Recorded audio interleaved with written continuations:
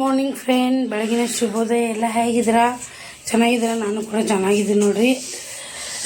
ಇವತ್ತು ನೋಡ್ರಿ ನಾವು ಪುಂಡಿ ಪಲ್ಯ, ಆಯ್ನ ರೊಟ್ಟಿ, ಅಲ್ಲಿ ಅನ್ನ. ಹಂಗಾಗಿದ್ರಿ ಎಲ್ಲೇ ಕೂತು ಊಟ ಮಾಡ್ತಾ ಇದ್ದಾರೆ. ಅಮ್ಮ ಸ್ನಾನಕ್ಕೆ ಹೋಗಿದ್ದಾರೆ. ನಾವು ಕೆಲ್ಸಕ್ಕೆ ಹೋಗಬೇಕು, ಟಿಫನ್ ಕಟ್ಕೊಬೇಕು.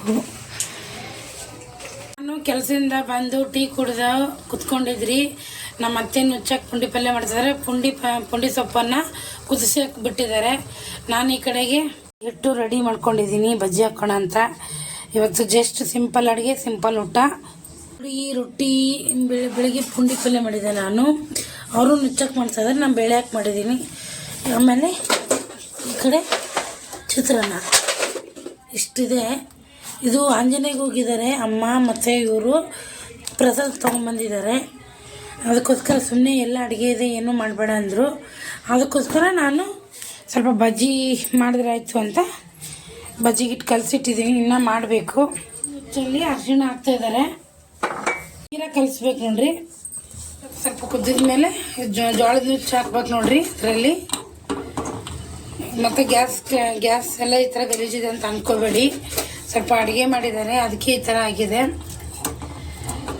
ಎಲ್ಲರಿಗೂ ನುಚ್ಚು ಬರುತ್ತೆ, ಆದರೆ ಒಬ್ಬೊಬ್ಬರು ಒಂದೊಂದು ಥರ ಮಾಡ್ತಾರೆ. ನಮ್ಮ ಅತ್ತೆ ಮಾಡೋ ಸ್ಟೈಲ್ನ ನಾನು ನಿಮ್ಮ ಜೊತೆ ಶೇರ್ ಮಾಡ್ಕೊತಾ ಇದ್ದೀನಿ. ಒಬ್ಬೊಬ್ಬರು ಒಂದೊಂದು ಥರ ಅಡುಗೆಗಳು ಮಾಡ್ತಾರೆ. ನುಚ್ಚಾಕಿ ತಿರ್ಬೇಕನ್ನು ಇದರಲ್ಲೇ ನಾವು ಹಸಿಮೆಣ್ಸಿಕಾಯಿ ಹಾಕ್ತಿದ್ರಿ.